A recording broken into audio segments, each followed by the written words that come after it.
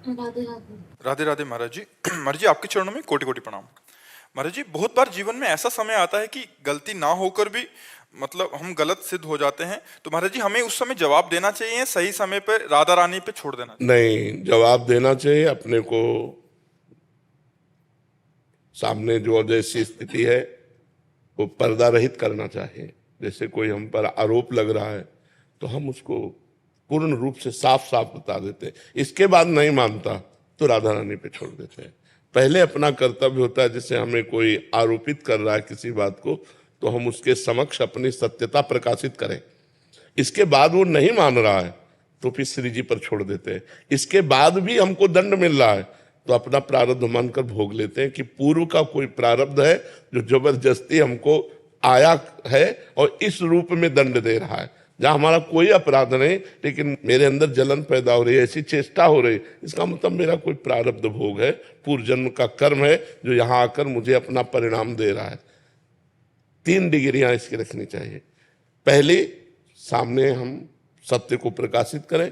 दूसरी, प्रभु के ऊपर छोड़ दें।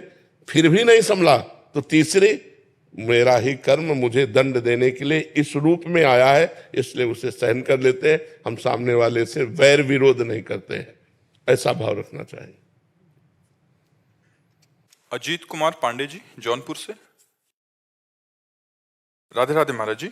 महाराज जी विगत 3-4 वर्षों से इस अधम के ऊपर आपकी जो कृपा हुई है उसको शब्दों में कहना असंभव है महाराज जी। महाराज जी आपकी ही प्रेरणा से श्री अग्र देवाचार्य श्री मलूक पीठाधीश्वर महाराज जी से दीक्षा प्राप्त करने का सौभाग्य मिला।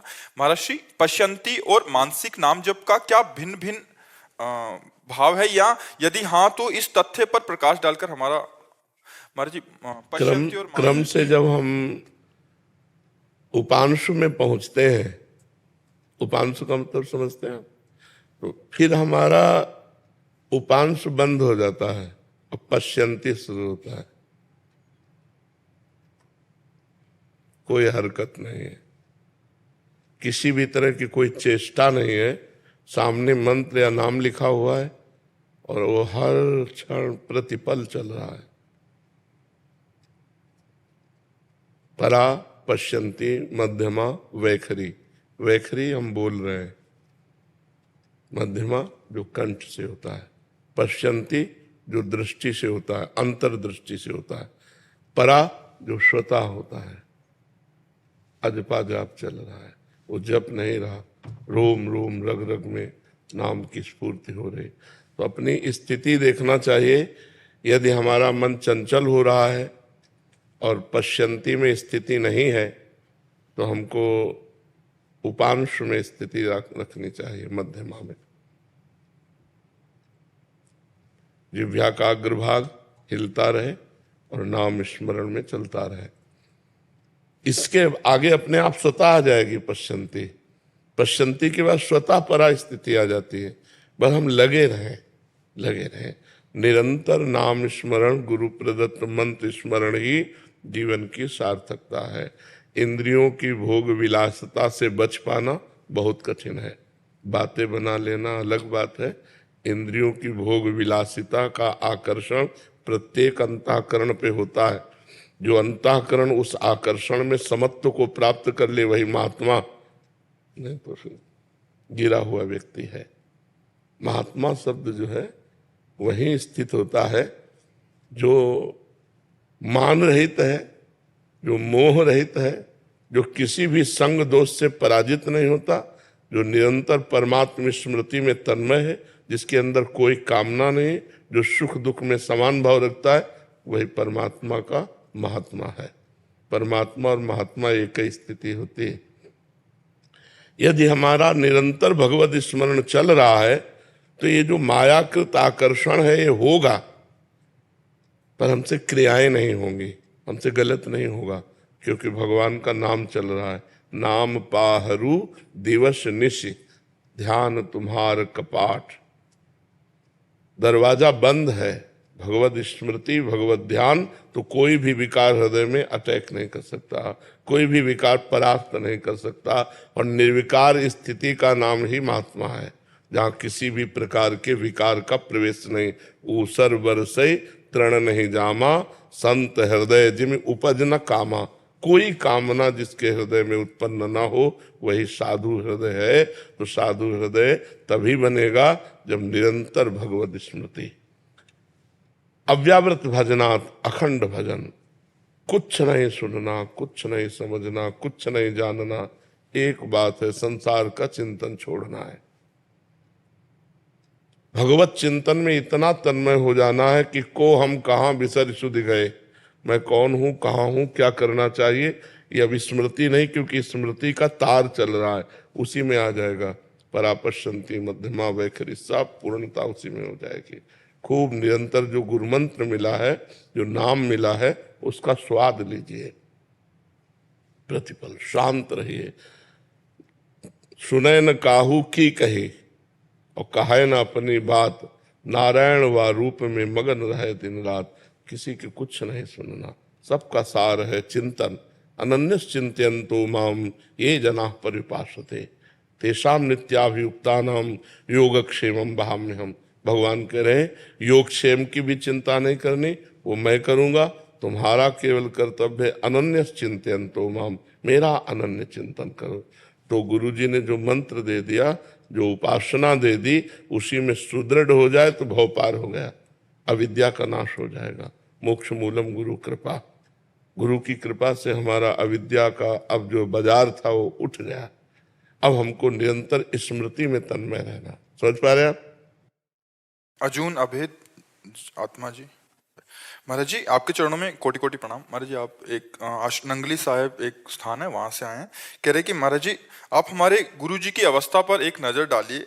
वो अभी उनके गुरुदेव साधना करते करते वाणी में रुकावट आ गई है, समझते सब कुछ है लेकिन बोल नहीं पा रहे, 3 साल हो गए हैं। महाराज जी आपके गुरुदेव आश्रम में ही विराजमान रहते? आपके गुरुदेव, अच्छा महाराज जी।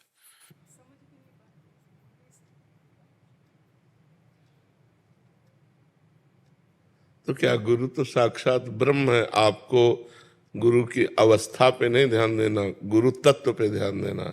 मेरे गुरु साक्षात परब्रह्म, बोले तो न बोले तो, समझे तो न समझे तो, सब समझ गुरु की। सब अखंड मंडलाकारम व्याप्तमेन चराचरम, चराचर जगत में गुरुदेव व्याप्त है। हमारे गुरुदेव परब्रह्म परमात्मा है, परब्रह्म स्थिति में है। अब वो परब्रह्म बोले तो ठीक है, ना बोले तो ठीक है, समझे तो ठीक है, ना समझे तो ठीक है। अपने को भाव रखना है मेरे गुरु परब्रह्म परमात्मा है। अब गुरुदेव के प्रति कोई स्थिति का वर्णन करना तो श्रद्धा पर फर्क पड़ जाएगा ना। तो इसलिए बस गुरु साक्षात परब्रह्म, तस्मै श्री गुरुवे नमः, मेरे गुरुदेव साक्षात परब्रह्म है, ये भाव रखना। और ये तो बाहरी इंद्रियों के विलास है। मान लो कल नेत्र दृष्टि खराब हो जाए, श्रवणेन्द्रिय खराब हो जाए, वाक इंद्रिय खराब, ये तो इंद्रियां विनाशी है, इनका तो विनाश होगा, लेकिन गुरु विनाशी नहीं। गुरु बोधमय ब्रह्म स्वरूप है, बस आपको यही भाव रखना है। हाँ, शरीर की कोई परेशानी आए तो डॉक्टर को दिखा दो, जिससे उनकी मतलब शरीर में पीड़ा कोई है, मानसिकता कोई बदल रही, तो डॉक्टर से दिखा दो। बका भाव में अपने यही रखना। अगर स्थिति का परीक्षण करेंगे तो श्रद्धा पे फर्क पड़ जाएगा। तो श्रद्धा बढ़ाना हमारा कार्य है या श्रद्धा में फर्क पड़ाना कार्य है? हमारा कार्य श्रद्धा पुष्ट करना। तो गुरु साक्षात परब्रह्म, जैसे हम मूर्ति को ब्रह्म मानकर पूजते हैं तो ब्रह्म की प्राप्ति हो जाती है ना, ऐसे गुरु मूर्ति ब्रह्म स्वरूप। अब हमको आगे किसी से प्रश्न इस विषय में नहीं करना, क्योंकि फिर आपकी श्रद्धा पे फर्क पड़ेगा। हमारी श्रद्धा जब एक पाषाण पे हो जाती है तो भगवान की प्राप्ति हो जाती है। तो चैतन्य घन परमात्मा स्वरूप गुरुदेव पे हो जाए तो फिर हमारी श्रद्धा में कोई फर्क नहीं पड़ना चाहिए। श्रद्धा बढ़ाती जाओ कि मूर्तिमान ब्रह्म है, मूर्तिमान परमात्मा है, आपका काम बन जाएगा। समझ रहे ना? साहिल जी मथुरा से। महाराज जी राधे राधे, आपके चरणों में कोटि कोटि प्रणाम। महाराज जी हमारी ये आदत है कि हम अपने आपको दूसरों से बहुत कंपेयर करते हैं, जिसके कारण हमें ही दुख मिलता है। महाराज जी हाँ, इसलिए तो बहुत खतरनाक है, बहुत परेशानी। अगर छोटा समझ में आए तो अभिमान आ जाएगा, बड़ा समझ में आए तो ईर्ष्या हो जाएगी, दोनों में हानि है। ये नहीं करना चाहिए। अगर अपने से श्रेष्ठ निकला तो ईर्ष्या हो जाएगी, जलन हो जाएगी, और अपने से लघु निकला तो अब अभिमान हो जाएगा, दोनों में हानि है। तो ऐसा नहीं करना चाहिए। अपने को देखना है। तेरे भावे जो करे भलो बुरो संसार, नारायण तू बैठ के अपनो भवन भुआर। अपने हृदय को शीतल करना है, अपने हृदय को निर्विकार करना है, अपने हृदय को महान बनाना है। उसे किसी से कंपेयर नहीं करना। सब में भगवान है ये भावना करके सबको छोड़ दिया और अपने को सुधारना है। साधक एक मैं हूं, संपूर्ण संसार भगवान का स्वरूप है, ऐसा मानने वाला बहुत जल्दी भगवत प्राप्ति कर लेता है, बहुत जल्दी उन्नतिशील हो जाता है। समझ पा रहे आप? हाँ, ऐसे तो फिर इसमें हानि हो जाएगी। कर्नल मनीष कुमार जी। राधे राधे। राधे राधे स्वामी जी। स्वामी जी, जीवन में सब कुछ प्राप्ति के बावजूद भी एक डर सा है महाराज जी, मार्गदर्शन करें इससे टेंशन। अभी जिसकी प्राप्ति के बाद सब कुछ प्राप्ति हो जाता वो नहीं मिला, इसीलिए डर नहीं गया। एक अपूर्णता है। देखो, जो कुछ तुम्हें प्राप्त हुआ है वो सब अपूर्ण है। तुम्हारा शरीर कुछ समय बाद नहीं रहेगा, कुछ समय पहले नहीं था, ये कुछ चंद वर्षों के लिए बीच में प्रकाशित हुआ है। ये रूप पहले नहीं था, तुम थे पर रूप नहीं था, कोई और रूप था। अभी तुम इसमें अपनापन मान करके इनके भोगों को सब कुछ प्राप्त मान रहे हो। जैसे आपके पास रुपया है, पद है, नाना प्रकार की भोग सामग्री है, जो अनुकूलता चाहिए वो है, लेकिन क्या ये स्थायी है? क्या पत्नी, पुत्र, परिवार, बैंक बैलेंस, पद, प्रतिष्ठा ये स्थायी है? नहीं, ये अस्थायी है, नाशवान है। जहां आपका शरीर छूटा तो आपको अगले जन्म जहां जाओगे तो ये बैंक बैलेंस काम नहीं आएगा, ये पत्नी पहचानेगी नहीं, ये पुत्र आपको प्यार नहीं करेगा, ये शरीर आपका भस्म हो जाएगा। यार, तो अपने पास मिला क्या? कुछ नहीं मिला। जिसे आप कह रहे हो सब कुछ मिलने पर भी एक अपूर्णता है, वो परमात्मा प्राप्ति की है। क्योंकि सब कुछ जो मिला वो कुछ है ही नहीं। यहां से हम जब जाएंगे तो हमारे पास कुछ नहीं होगा। यार, हम क्यों इतना इस पर आसक्त हो जो हमारे साथ नहीं जाएगा? मूर्ख आदमी वर्तमान में सुखी रहता है और विवेक आदमी, जो विवेकी होता है, वो भविष्य के सुख को सोचता है कि आज तो हम 4 रोटी खा रहे हैं, लेकिन कल क्या होगा? आज तो हम वर्तमान में मनुष्य देह में सुख भोग रहे हैं, लेकिन कल जब ये शरीर छूटेगा, सब कुछ यही छूटेगा, तो हमारे साथ केवल कर्म जाएगा, शुभ कर्म और अशुभ कर्म। शुभ कर्म दान पुण्य परहित तीर्थयाटन यज्ञ आदि, ये तो हुए नहीं। ज्यादातर स्वार्थ बुद्धि से इंद्रियों की विलासता, धन, सम्मान, प्रतिष्ठा इसी के लिए रहे, तो ये तो सब खोखला है, ये तो सब छूट जाएगा। तो इसीलिए अंतर का ज्ञान आपको कहीं ना कहीं जो है वो आपको अपूर्णता का बोध देता है कि अभी तुम खाली हो, वो नहीं मिला जिसके मिलने के बाद कुछ चाह नहीं होती, जिसके मिलने के बाद जीव पूर्ण हो जाता है, निर्भय हो जाता है, निश्चिंत हो जाता है, निःशोक हो जाता है, वो है परमात्मा प्राप्ति। तो नाम जप कीजिए। कलिकाल में भगवत प्राप्ति का सहज सरल सुगम सिद्ध उपाय भगवत नाम जप। ये कलिकाल मलायतन मन कर देख विचार, श्री रघुनाथ नाम बिन नाहि न आन आधार। भगवान के नाम के सिवा इस कलकाल में और कोई साधना नहीं जिससे भगवान की प्राप्ति हो सके। तो मधुर मधुर जो नाम आपको प्रिय हो, राधा राधा राम राम हरि हरि कृष्ण कृष्ण, वो खूब नाम जप कीजिए और परोपकार कीजिए। और गंदा भोजन मत कीजिए, गंदा व्यवहार मत कीजिए किसी से, तो अभी आप निर्मल होते चले जाएंगे। और जहाँ मल रहित हुए तो निर्मल मन जन सो मोहि पावा, वो भगवान को प्राप्त। और जहां भगवान का अनुभव हुआ तो आप पूर्णता हो जाए। देखो, शरीर नाशवान है, आज नहीं तो कल ये मरेगा। प्रतिपल मर रहा है पर दिखाई नहीं दे रहा। जैसे नदी के किनारे जाओ तो जो दृष्टि पड़ी पानी की वो कहाँ निकल गया, पर हम कहते हैं वही पानी जो मैंने देखा, लेकिन सही बात नहीं है। जो पानी आपने पहली दृष्टि में देखा वो तो कहाँ प्रवाह में चला गया। ऐसे जीवन का प्रवाह है, जैसे नदी का प्रवाह है ऐसे जीवन का प्रवाह है।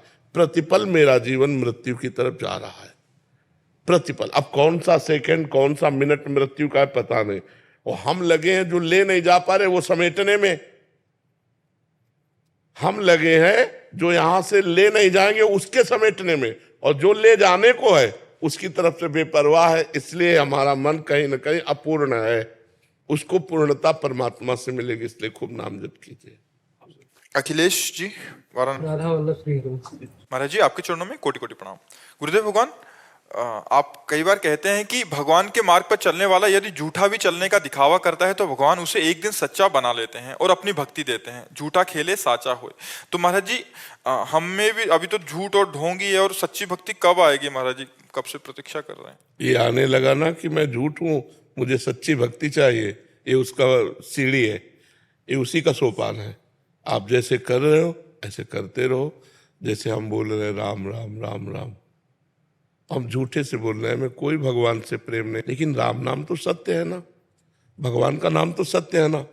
देखो, हम तुम्हें झूठे की परिणाम की बात दिखाएं। काल ने नाम का राक्षस रावण की प्रेरणा से हनुमान जी को भ्रमित करने के लिए साधु रूप धारण किया, और राम राम राम राम, ना वो भगत है, ना वो उसके अंदर कोई सद्भावना है, वो केवल रावण की प्रेरणा से हनुमान जी को समय काटने के लिए वो भ्रमित करना चाहता। परिणाम क्या हुआ? हम केवल परिणाम बताते हैं। महाभागवत हनुमान जी के हाथ से उसका उद्धार हुआ। नाटक किया साधुता का, तो परिणाम ये हुआ कि जिन हनुमान जी के दर्शन करना अत्यंत दुर्लभ है, उन परम पवित्र राम भक्त के हाथों से उसका उद्धार हुआ कि नहीं हुआ? मारा गया ना, मारा जाने का मतलब है उद्धार हुआ। हनुमान जी के हाथों में उसका स्पर्श हुआ और वो भगवान को प्राप्त हुआ। झूठे से भी भगवान को प्राप्त हुआ। एक भक्तमाल में आता है चरित्र कि एक राजा का सरोवर था जिसमें वो मछलियां मनोरंजन के लिए पाले थे, कोई मार नहीं सकता था। एक मछुआरा कई दिन से भूखा था, परेशान था परिवार में, तो उसने सोचा कि उसमें तो बड़ी बड़ी मछली है, 2 मिनट में मार के आ जाते हैं, वहां कोई रक्षक नहीं रहता था, लेकिन वहां जो मछली मारेगा उसे प्राण दंड दिया जाएगा ये था, तो इस भय से कोई मारता ही नहीं था। उसने बड़ी बड़ी मछलियां जो पकड़ी तो उधर से राज सवारी जाते हुए दिखाई दी, अरे उसने कहा मार डाले जाएंगे। उसने सोचा अब क्या करे, तो उसको लगा ये बाबा जी बन जाते हैं। फौरन वहां की रज ली, पूरे सब शरीर में लगा लियो, सारे कपड़ा उतार करके दबा दिए और जाल वहीं दबा दिया, छोड़ दिया, बैठ गया। राजा दूर से दृष्टि पड़ी, उसने कहा कोई परमहंस हमारे सरोवर के किनारे तप कर रहा है, चलना चाहिए। दूर से ही नंगे पैर आया और कुछ असरफियां चढ़ाई, प्रणाम किया और चला गया। टापू से समझा कि निकल गया, आंख खोली तो देखा असरफियां सामने। तो उसने विचार किया नकली बाबा जी बने तो असरफियां मिल गई, अगर असली बाबा जी बन जाए तो क्या नहीं मिल जाएगा। उसी समय से वो वैराग्य लेकर भगवान के मार्ग में चला।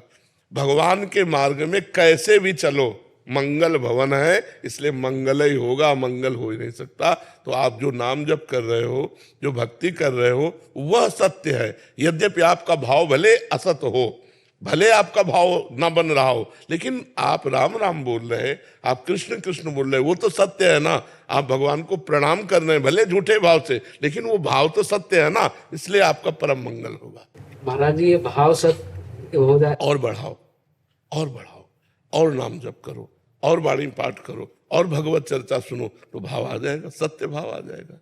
विशाली जी सहारनपुर से। राधे राधे महाराज जी। महाराज जी सकारात्मक ऊर्जा नकारात्मक ऊर्जा से दब क्यों जाती है? कह रहे हैं, इनका कहने का भाव है कि वो क्योंकि भजन नहीं है, इसलिए। भाई अगर दुष्ट आदमी पहलवान होगा तो पटक तो देगा ही, और अगर बढ़िया आदमी पहलवान हो तो दुष्ट को पटक देगा। तो 2 प्रकार की बुद्धि है हमारे अंदर, एक है कुमति, एक है सुमति। सुमति बनती है भजन से, अध्यात्म से, शास्त्र श्रवण से, धर्म से चलने से। वो चल नहीं रहे तो कुमति जो है वो तो बलवान पटकी देगी। नकारात्मक सोच कुमति है, सकारात्मक सोच सुमति है। तो जिसको घी पिलाओगे वही पटकेगा।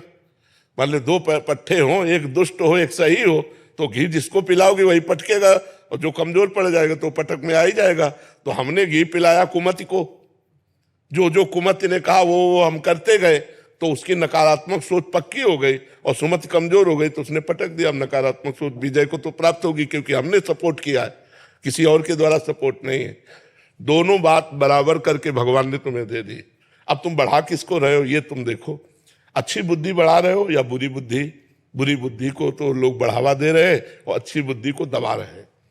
तो अच्छी बुद्धि जब पूर्ण रूप से दब जाती है तो वो डिप्रेशन में पहुंच जाएगा, क्योंकि नकारात्मक सोच उसको गिराते गिराते और यहां तक ले जाती है वही लिखा कि ऐसे भी हो जाता कि मानव देह त्याग करने के बारे में सोच लेता। हाँ देखो बताया ना आपको, वो लिखा वहां है, वहां आपको इसलिए बता रहे कि उसका परिणाम ये है। तो हमें चाहिए कि अच्छी बुद्धि को हम बढ़ावा दें, हम अच्छा भोजन पावें, अच्छे लोगों से मिले, शास्त्र स्वाध्याय करें, संतों की बात सुने, अच्छे आचरण करें। अभी सकारात्मक बुद्धि बढ़कर नकारात्मक को दबा देगी, अभी आनंद आ जाएगा। देखो कितना भी कष्ट हो, अगर सकारात्मक सोच है तो आप कष्ट को झेल जाएंगे, और कितना भी सुखी हो सब बढ़िया है, लेकिन नकारात्मक सोच है तो आप डूबोगे, आप दुखी होगे। ये बात है। Let's next Suraj Singh ji. राधे श्याम। राधे राधे महाराज जी। महाराज जी, आप कह रहे हैं कि मानव जीवन का अध्यात्म की चरम अवस्था क्या है महाराज जी, और कर्तव्य पालन करते हुए इसको कैसे प्राप्त किया जा सकता है? चरम अवस्था यह है कि जैसे हम ऐसे छोड़ दो, बिल्कुल कोई कंट्रोल मत रखो अंदर, तो हमारा मन विषयों की तरफ चला जाता है। ऐसे ही बिना किसी चेष्टा के हमारा मन भगवान की तरफ चला जाए, यह है चरम अवस्था, कि बिना कुछ प्रयास किए सहज मन की गति भगवान में पहुंच गए। हम चाह नहीं रहे, हम कर नहीं रहे, जैसे दिल स्वयं धड़क रहा है, पलकें स्वयं लग रही, ऐसे हमारा स्वयं भगवान का नाम स्मरण चल रहा है। इतना भजन कर लिया कि मन बुद्धि ये भगवान के भजन में तन्मय हो गए, बिना प्रयास के अनायास ही भजन में लग गए, तो समस्त द्वंद्वों पर विजय प्राप्त कर लेगा, समस्त परास्त कर देगा विकारों को। वो मन इंद्रियों का गुलाम नहीं होगा, जिसका ऐसा भजन होगा। तो ऐसा भजन, इसे कहते हैं अव्याव्रत भजन। अव्याव्रत तैल धारा, अखंड निरंतर भजन, उठते बैठते चलते सोवत हो रसना रटे राधा कृष्ण सुनाम। शयन कर रहे तो भी राधा कृष्ण राधा कृष्ण राधा, ये चरम अवस्था। ये तो गुरु कृपा से ही। हाँ कृपा से, पर हमारा प्रयास भी। गुरुदेव भगवान शरीर का पोषण तो माँ बाप कर देते, लेकिन स्वरूप का पोषण तो गुरुदेव भगवान की कृपा से ही। पर इसमें अपना प्रयास भी, जैसे जो नाम दिया, जो मंत्र दिया, अगर आप उसका जप कर रहे हो और गुरु कृपा बढ़ती जा रही, तो आपकी रुचि बढ़ती जाएगी उसी मंत्र में, उसी नाम में, और बढ़ते बढ़ते ये स्थिति आ जाएगी। और स्थिति जब आ जाती है तो जैसे पानी कहीं भी छोड़ो नीचे जाएगा, अगर उसको ऊपर चढ़ाना है तो यंत्र की जरूरत है। ऐसे मन कहीं भी छोड़ो विषयों में जाएगा, अगर ऊपर चढ़ाना है तो मंत्र की जरूरत है। अगर मंत्राकार वृत्ति हो गई, जीवन का चरण। मतलब गृहस्थ में रहते हुए अपना कर्तव्य का ईमानदारी से पालन करते हुए गुरुदेव भगवान ऊंचाई पे चढ़ा जा सकता। बिल्कुल चढ़ा जा सकता है। ऐसे कितने गृहस्थ हुए हैं, प्रमाण है कि जो चरम अवस्था को प्राप्त हुए। भाई जी से हनुमान प्रसाद पोद्दार जी तो अभी वर्तमान के ही समय के महापुरुष थे और गृहस्थ थे, पुत्री भी थी, पत्नी भी थी, सब थी।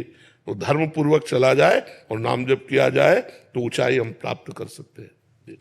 सूर्य चौहान जी छत्तीसगढ़ से। महाराज जी, आपके चरणों में कोटि कोटि प्रणाम। महाराज जी, किसी संत महापुरुष, ज्ञान विज्ञान, भगवत धर्म शास्त्र, किसी भावना अथवा किसी प्रेरणा से भगवत प्राप्ति के इस मार्ग में चलने वाले साधक अथवा गृहस्थी उस परम अवस्था को उपलब्ध ना हो सके, तब ऐसी स्थिति में उस साधक अथवा गृहस्थी के लिए कैसी दुर्गति हितकर होगा? वो अगर सतमार्ग में चलने का प्रयास किया है, असत मार्ग का त्याग किया है और भगवान की आराधना की है, तो नष्ट नहीं होगा। उसका अगला जन्म होगा श्रीवान अर्थात धनवान और पवित्र भगवत भक्तों के बीच में, और जहाँ से साधना उसकी रुकी हुई है वहाँ से उत्थापन करने के लिए साधना का किसी महात्मा का संग मिलेगा और फिर उछल पड़ेगा भगवत भजन के मार्ग में।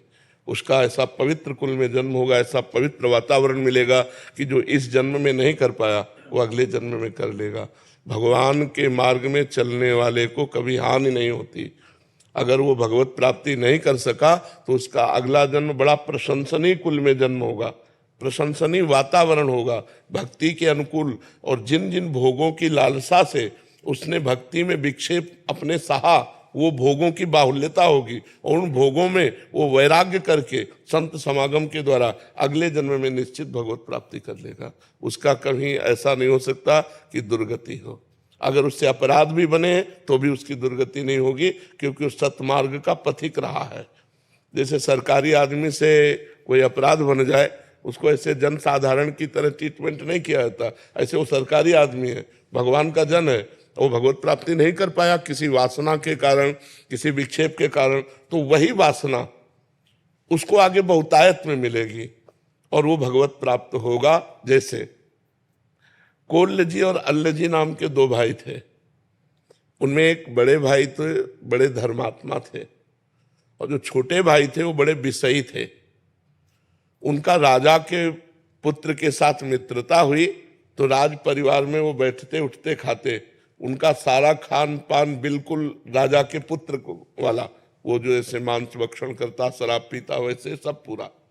और एक था सात्विक वृत्ति से रहना और निरंतर भजन करना।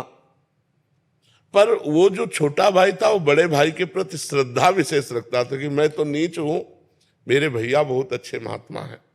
और वो विरक्त होकर भ्रमण करते हुए एक दिन आए तो प्रणाम किया तो उसकी दशा देखी, उनका तुम मेरे भाई हो, चलो आज चलते हैं द्वारिकाधीश के दर्शन करने।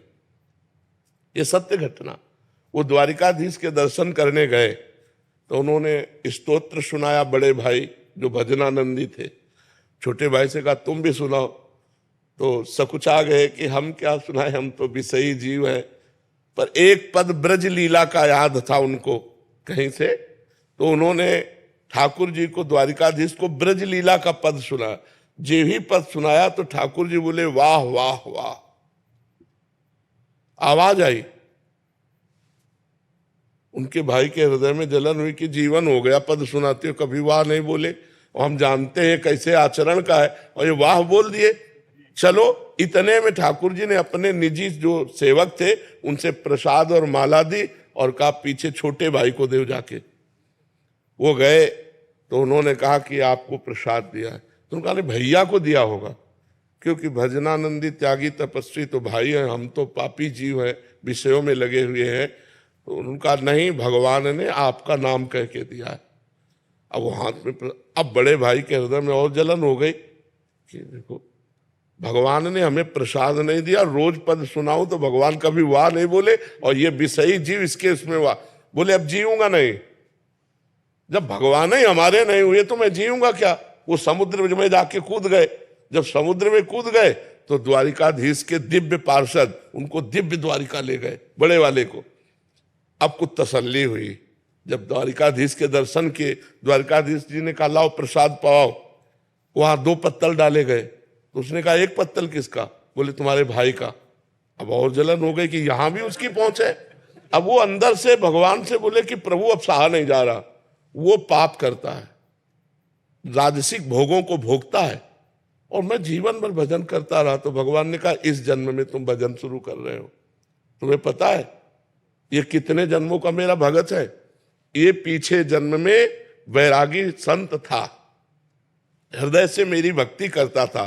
एक दिन जंगल में रुका हुआ था तो देखा राजा की सवारी रुकी, तो राजा का वैभव देखकर इसको लगा कि यार भोगों में सुख है, तो इसी लालसा ने इसे भगवत प्राप्ति नहीं होने दिया। अब आकर के ये राजपुत्र के साथ भोग भोग रहा है, लेकिन ये पुराना भजनानंदी हमारा है। तो समझ रहे, तब उनको समझ में आया। तो वर्तमान में यदि हमारी कोई वासना हमें भगवत प्राप्ति से रोक देगी तो अगले जन्म में उस वासना की बहुतायत होगी और भगवान की कृपा होगी और भगवत प्राप्ति होगी। वो छिन्न भिन्न नहीं हो जाएगा, नष्ट नहीं हो जाएगा, क्योंकि भगवान का नाम, जैसे हमने एक बार बोला राधा, अब ये अविनाशी है, अब ये भगवान की बैंक में जमा हो गया। अब हमसे कोई पाप बनेगा तो हमें दंड मिलेगा, लेकिन वो राधा नाम जो जमा है वो हमारा कल्याण कर देगा। इसीलिए सबसे कहते हैं नाम जप करो, भगवान के मार्ग में चलो, इससे तुम्हारा कभी अमंगल होने वाला नहीं। मंगल भवन अमंगल हारी है। हाँ, भगवान मंगल भवन है जी। प्रोफेसर डॉक्टर प्रदीप भारद्वाज जी, राधे राधे। राधे राधे महाराज जी। महाराज जी, आप कह रहे हैं कि आप तीर्थ स्थलों पे मतलब निशुल्क मेडिकल सेवा देते हैं। महाराज जी, ये कह रहे हैं कि मेरे मन में एक प्रश्न बार बार आता है कि हम अक्सर देखते हैं कि तीर्थ यात्रा को जीवन के अंतिम चरण यानी वृद्धावस्था से जोड़ा जाता है, लेकिन क्या ये यात्रा युवावस्था में अधिक प्रभावशाली और जीवन को दिशा देने वाली हो सकती है? बिल्कुल। तीर्थ यात्रा का सही समय क्या है और महाराज जी जीवन के हर चरण को इसमें अपनाना चाहिए या? वैसे सत धर्म के लिए प्रहलाद जी ने कहा है, यदि कुमार अवस्था से संस्कार अच्छे डाले जाए और यौवन अवस्था में सतधर्मी बने तो विजयी होता है। अब सब इंद्रियां शिथिल हो गई हैं, अब माला लेकर के बैठो लार चूरे, तो वो भजन थोड़ी हो रहा है। अब शरीर काम नहीं कर रहा, तीर्थ यात्रा जा रहे हो, जब आपका शरीर भोगों में उन्मत्त होकर लगने योग्य था, उस समय आपने कंट्रोल करके और सतमार्ग में लगाया, तीर्थयाटन किया, धर्म शास्त्रों का स्वाध्याय किया और धर्म के अनुसार चले, वो परम पूजनीय होता है, वो महान बात होती है। पर अब जब नहीं हुआ पूरे जीवन में तो चलो बुढ़ापे में कर लो, आखिरी में संभाल लो। लेकिन उत्तम बात यह होती है कि कौमार अवस्था से लेकर यौवन अवस्था तक यही बिगड़ने के चांस होते हैं। और अगर यहाँ उसको शिक्षा दी जाए, देखो नए नए बच्चे गर्लफ्रेंड बॉयफ्रेंड, व्यसन, हिंसा, व्यभिचार, इसमें फंसते जा रहे हैं ना हमारी समाज। क्यों? क्योंकि नए बच्चों को अध्यात्म की शिक्षा नहीं मिल रही है। आधुनिक पढ़ाई उनको और आग पैदा कर रही है। अध्यात्म क्या होता है? शीतलता प्रदान करता है, बुद्धि को शुद्ध करता है। आज जो हमारे समाज की दुर्दशा होती जा रही है कि पति पत्नी में विश्वास नहीं, पिता पुत्र में विश्वास नहीं, कि हर संबंध अविश्वास की धरा पर आ चुका है। तो ये सब क्या हो रहा है? अध्यात्म विहीन जीवन। तो मुझे लगता है अगर ये अध्यात्म बाल्यावस्था से मिले और जवानी में इसका प्रकाश हो तो बुढ़ापा बहुत अच्छा आध्यात्मिक जाएगा। जी महाराज जी, आप कह रहे हैं कि आपको जैसे निष्काम श्री जी की कृपा से कर रहे हैं तो इनको इसी से सर्वोच्च लाभ उत्पन्न नाम जप सहित भगवत भावना युक्त। लोग हमसे पूछते हैं कि आप करते क्यों हो, फ्री सेवा क्यों कर रहे हो? जब आप इसका उत्तर न दे पाओ तो सही उत्तर होगा।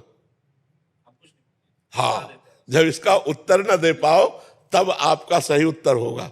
कि आपसे पूछा जाए कि जैसे हमसे पूछा जाए आप भजन क्यों करते हैं, तो हमारे पास कोई उत्तर नहीं। भगवान की प्राप्ति ये वो ये सब बाहरी बात है। भजन क्यों करते हो, हम उत्तर नहीं दे सकते, ये हमारी प्रीति का विषय है। ऐसे ही आप सेवा क्यों करते हो, तो यही उत्तर है, मौन ही उत्तर है। और उत्तम बात यह है कि इसी कार्य से आपको भगवत प्राप्ति होगी।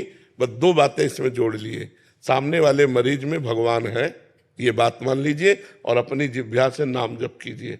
ये दो साधन जोड़ लीजिए तो ये जो बाह्य है, क्योंकि आप जो भी सेवा करते हैं ये बाह्य है, आंतरिक सेवा नहीं है। बाह्य शरीर की सेवा है ना, आंतरिक बैठा हुआ जो परमात्मा है उसके अंदर, उसको देख करके बाह्य सेवा उसकी पूजा बनाकर और अंतर से भगवत स्मरण करते हुए तो जो महात्मा को गति होगी वो आपको गति होगी। योगेश जी जबलपुर से। श्री हरिवंश। श्री हरिवंश महाराज जी, राधे राधे। महाराज जी, क्या नाम जब से ऐसी कोई दिव्य शक्ति मिल सकती है जिससे कोई पीड़ित रोगी कष्ट में हो, तकलीफ में हो, मैं उसके कष्टों को दूर कर सकूं? मैं जब भी किसी को कष्ट में देखता हूं तो वैसे अगर नाम जब पीड़ित रोगी करे तो बच जाए, कोई कष्ट नहीं। अगर नाम जब रोगी करने लगे तो भवरोग का नाश हो जाए तो संसारिक रोग है। मतलब आप ये समझ नहीं सकते कि हमारी हालत क्या है। इस समय बैठे पूरे शरीर में पीड़ा, लेकिन कुछ रहे, ये नाम जप का प्रभाव केवल हमको बचाए हुए ने, मरे हुए बैठे, मरे हुए। हमारी सास की दोनों किडनी खराब है, वृंदावन लेके आए उनको मैं, फिर नाम जब नहीं करती थी। एक बार तबीयत बहुत खराब ही, मैं राधा राधा बोलो, ऐसा बल मिला है, मैं आपकी वीडियो दिखाता हूँ। वृंदावन आई है बाहरी बैठ। हाँ नहीं, नाम जप में बहुत बड़ी सामर्थ्य और मुझे मरने का डर नहीं है। आपके बाद राधा नाम का बैंक। हाँ, बस इसी बात से कि जीवन हुआ भगवान की शरण में रहे, कोई पाप कर्म बना नहीं, पीछे का पाप कर्म हमें दंड दे रहा है, अब उससे भी मुक्त हो रहे। अब जहां भगवान भेजेंगे, अगर भेजेंगे भी तो भगवान के पार्षद के रूप में जन्म लेंगे और जगत मंगल करेंगे, और नहीं भेजेंगे तो उनकी सेवा में रहेंगे। अब कोई डर नहीं है। तो हर कष्ट निवारण के लिए भगवान नाम में अपार सामर्थ्य है, अपनी और दूसरों की भी। देखो, आप ये समझ सकते हो कि अगर हमने आपसे कहा कि आज आपसे शराब नहीं पिएंगे और आप नहीं पीते, तो आप अपनी ताकत से नहीं पीते, आप अपनी ताकत से नहीं, आप उस वचन की ताकत से आप पीना छोड़ देते। तो वो वचन में क्या जादू है? नाम।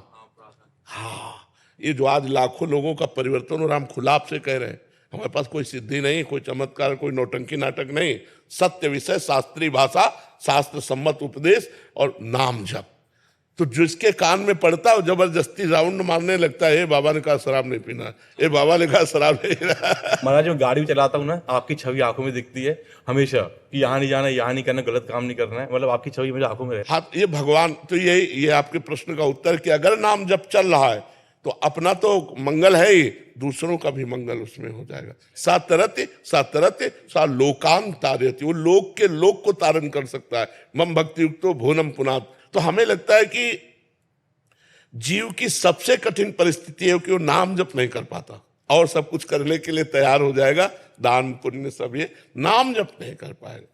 हमारे को अंदर जो चार मन बुद्धि चित्त अहंकार, इनको पवित्र करना है। और ये बिना अंदर, अच्छा बाहर से तो हम गंगा नहा लिए, लेकिन अंदर बैठा अंधकार उसको कैसे दूर करेंगे, अंदर की गंदगी कैसे दूर करेंगे। बाहर शरीर पवित्र हो गया गंगा स्नान से, मन नहीं पवित्र हुआ, मन गंदा रहा। मन पवित्र होगा नाम जप से, क्योंकि अंदर होता है ना ये राधा राधा राधा, तो मन पवित्र, बुद्धि पवित्र, चित्त पवित्र, अहंकार पवित्र, तो जीव परम पवित्र होकर भगवान को प्राप्त हो जाता है।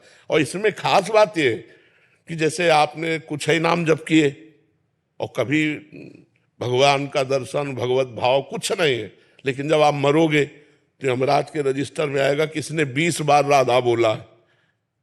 अब 20 बार राधा का फल क्या है, यमराज की भी खोपड़ी काम नहीं करेगी, तो सब माफ हो जाएगा और हमको अगला जन्म फिर मिलेगा कि ज्यादा राधा नाम जप करके भगवत प्राप्ति कर ले।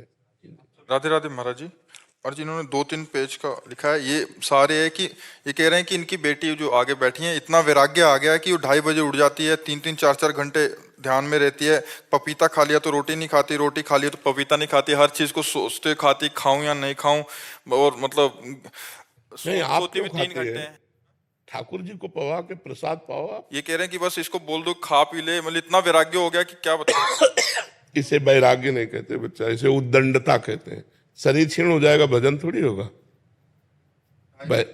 हाँ, हम ये कह रहे हैं कि जैसे रोटी है, दाल है, सब्जी है, पपीता है, सेव है, सलाद है, ठाकुर जी को भोग लगाया, ठाकुर जी को पवा के फिर प्रसाद पा लिया। मैं शरीर थोड़ी हूं कि नहीं पाना।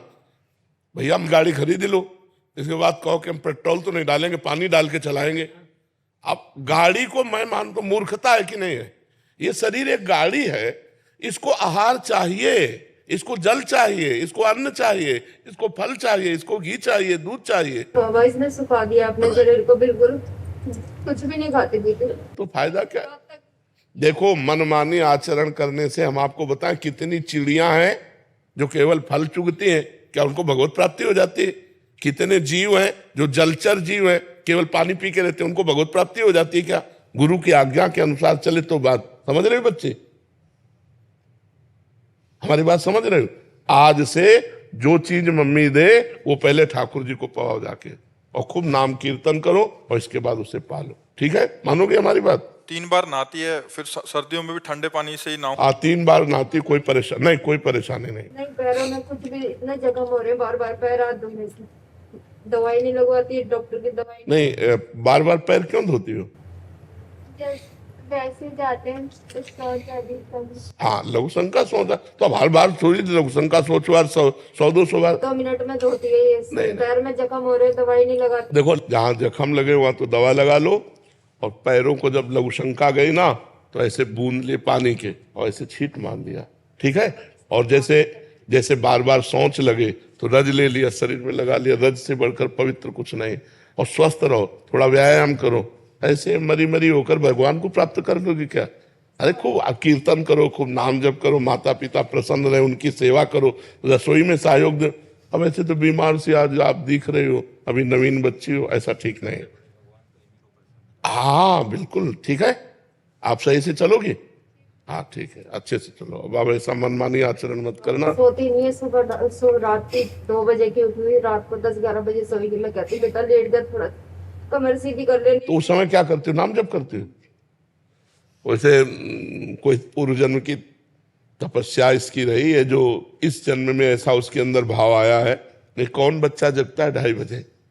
बहुत अच्छा है, आप परेशान मत हो, हानि नहीं होने वाली।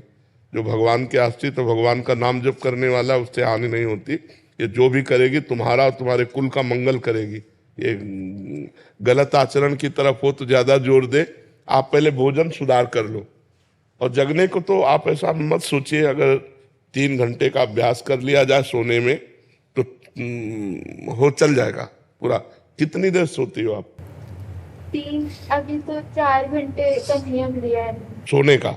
हाँ ठीक है, चल जाएगा, उससे चल जाएगा। हम लोग 1 बजे रात्रि के जगते हैं, नहीं बाबा, ये अभी बोल रही है, नहीं तो ये बस पता नहीं सोती भी है कि नहीं। जब मैं हाथ रखती हूँ तभी मेरा हाथ मत रखो। तो आप चिंता मत करो, ठाकुर जी है ना, भगवान भी है, कोई ईश्वर भी है, वो उसके लिए कर रही है। बाबा पढ़ाई कैसे करेगी? ये 10th में पढ़ाई में ध्यान नहीं। पढ़ाई नहीं करे क्या?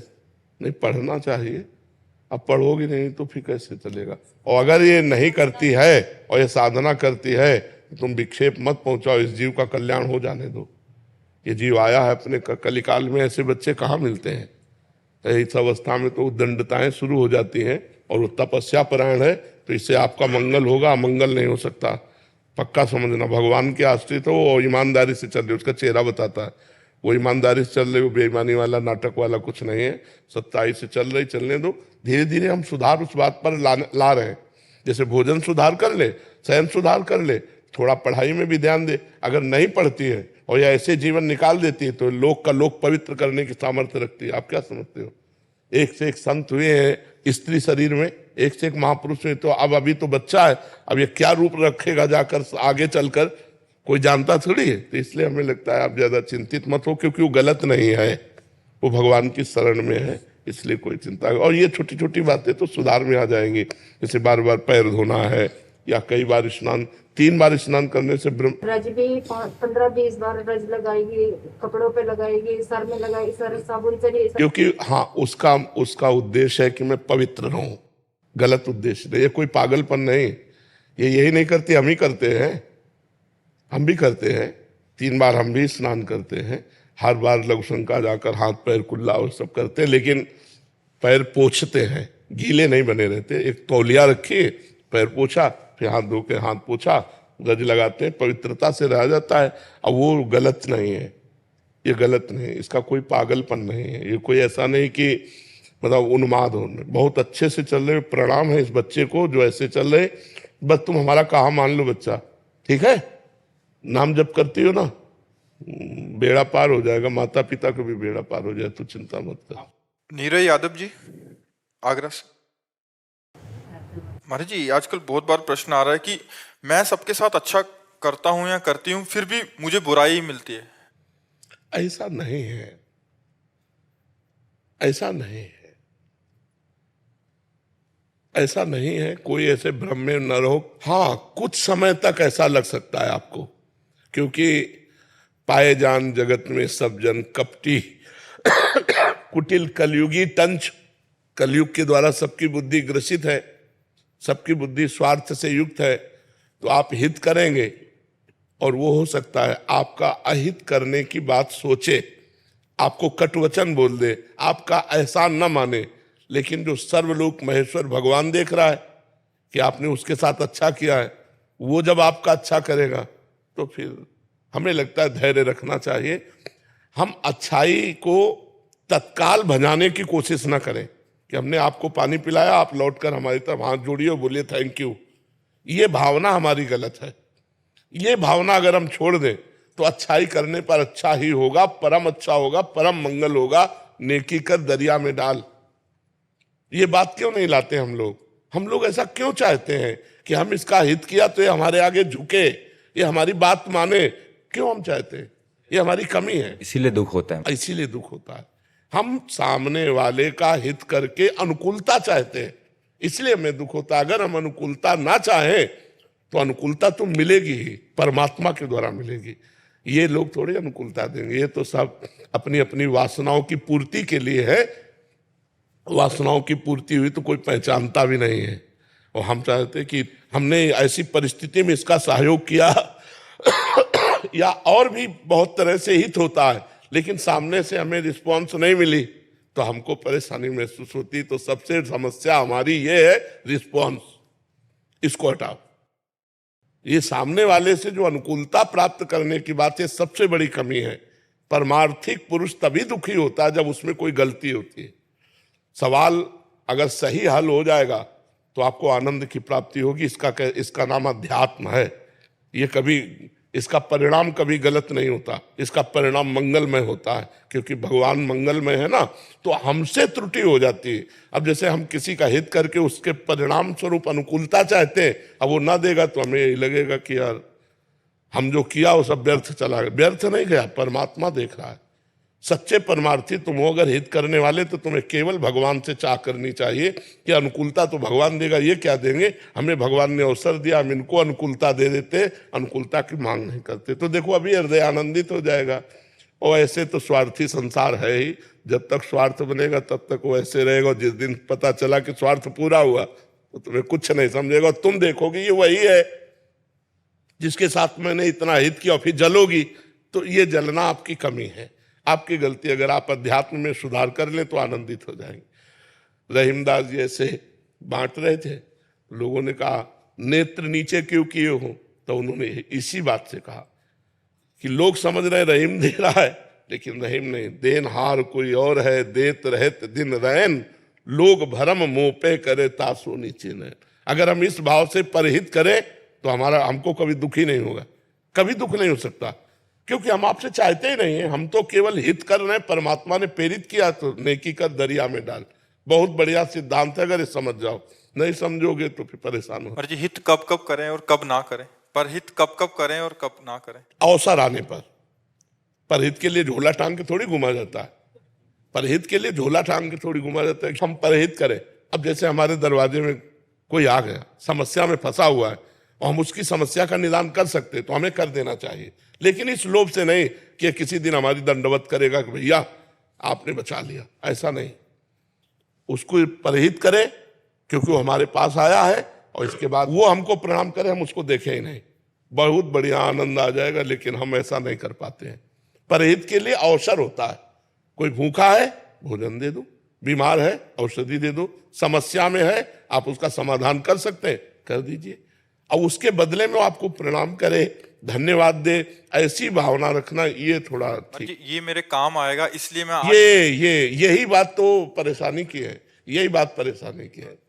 हाँ, यही ज्यादा हो गया कि ये मेरे काम आएगा इसलिए मैं इसका काम कर देता हूँ, नहीं कर रहा हूँ तो कल ये मेरे काम नहीं, इस काम से मेरे भगवान प्रसन्न होंगे और भगवान मेरा मंगल करेंगे, ये भावना जोड़ो। परहित भगवान के लिए करो। इंसान का परहित का भाव करके उससे बदले में लेना चाहोगे, घाटे में हो जाओगे, वो नहीं कर पाएगा। हम सब में भगवान को देख के, हाँ, तो दियम वस्तु गोविंदम तु प्रेम समर्पित, तो बढ़िया बात बन जाए। महाराज जी, जैसे हम लोग यात्राओं में जाते हैं तो बहुत सारी महिलाएं जो आती है हमारे पास, उनके पास सबके पास एक ही प्रश्न होता है कि हम इतनी मुश्किल से यहाँ तक पहुंचे और उन्हें फिर वो मासिक धर्म वगैरह हो जाता है, तो उस अवस्था में वो लोग क्या करें कि वो दर्शन करें या ना करें? दर्शन करने का सौभाग्य तो नहीं छोड़ना चाहिए, क्योंकि मासिक धर्म एक शरीर की प्रक्रिया है जो प्रत्येक माताओं बहनों के शरीर में स्वाभाविक आती है, महीने में एक बार आती है। अब वो अचानक ऐसी स्थिति आ गई है और बार बार आना जाना हो नहीं सकता, तो हमें लगता है कि स्नान करके और भगवत प्रसादी चंदन जल आदि छिड़क करके भगवत दर्शन कर लेना चाहिए दूर से। ना कोई सेवा सामग्री देनी चाहिए और ना वहाँ स्पर्श करना चाहिए, दूर से दर्शन तो कर ही लेना चाहिए। पता नहीं जिंदगी में दोबारा आना हो कि ना हो। और ये मासिक धर्म कोई ऐसा नहीं कि बहुत निंदनीय बात हो, बहुत वंदनीय बात है। माताओं ने देवराज इंद्र की ब्रह्म हत्या को अपने ऊपर लिया है, ये अपराधी नहीं है कि मासिक धर्म निंदनीय, ऐसे नहीं है। इसका रहस्य समझिए। जो माताओं में मासिक धर्म होता है, देवराज इंद्र त्रिभुवन पति है और उनके द्वारा ब्रह्म हत्या बनी वृत्तासुर के मारने की, तो उस ब्रह्म हत्या को ब्रह्म ऋषियों ने विभाजित किया। पहले नदी को दिया जो फेन बुदबुदा के रूप में ऊपर होता है, दूसरा वृक्षों को दिया जो गोंद के रूप में होता है, तीसरा भूमि को दिया जो ऊषर भूमि के रूप में होता है, चौथा माताओं बहनों को दिया जो मासिक धर्म के रूप में होता है। तो ये इनकी वंदना है कि इन्होंने त्रिभुवन पति ब्रह्म ऋषियों की हत्या को इन्होंने अपने ऊपर लिया है, इन्होंने थोड़ा अपराध किया है। अब उससे लाभ से वंचित कर दिया जाए इनको, तो ऐसा नहीं, ऐसा नहीं। वो स्नान आदि करके पवित्र होकर यदि दर्शन कर ले तो सौभाग्य, क्योंकि बार बार तो जाना नहीं है। बहुत मुश्किल। हाँ, नहीं, हम इस बात में स्वीकृति कि आप कुछ भेंट नहीं दे सकती, आप कुछ छू नहीं सकते, लेकिन दूर से दर्शन करके अपना जीवन सौभाग्य तो संभाल सकते हैं। क्योंकि इतनी मेहनत करके किसी भी धाम में सबके पास इतनी अर्थ बाहुल्यता नहीं होती, कोई कोई अर्थ की बहुत समस्या से जूझ करके जाता है, कोई शरीर की समस्या से जूझ के, कोई इतने कामों में फंसा हुआ है कि अब वो इस बात से केवल वंचित कर दिया जाए कि हाँ, तो इसलिए हमें लगता है कि उनको ये सौभाग्य मिलना चाहिए जी। बस इस संसार की भूल भुलैया में भूल ना जाए, बस इतनी बड़ी बात है। हर समय स्वरूप चिंतन, साक्षी भाव से हर क्रिया, हर चेष्टा, आना जाना, खाना पीना, सब दृष्टा भाव, साक्षी भाव, इसी में बना रहे। कभी कर्ता और भोक्ता ना बनने पावे। अगर कर्ता और भोक्ता बन रहा है तो उसे तुरंत काटे, विज्ञान के द्वारा, ज्ञान के द्वारा, अनुभव के द्वारा काटे उसको। अगर स्वरूपानुसंधान प्रतिपल नहीं होता रहेगा तो माया भुलावे में डाल देती है और देहाभिमान पुष्ट होता रहता है। देह भाव पुष्ट होना ही हमारे लिए मृत्यु है और देह भाव रहित होना ही मोक्ष है। हर समय अपने दृष्टा भाव में रहिए और जो मंत्र है उसको श्वास प्रश्वास चलाते रहिए, यही साधना है। जो हर इच्छा से प्रारब्धानुसार मिल जाए उससे शरीर पोषण करे, स्वरूप की तरफ दृष्टि रखे और श्वास प्रश्वास प्रणव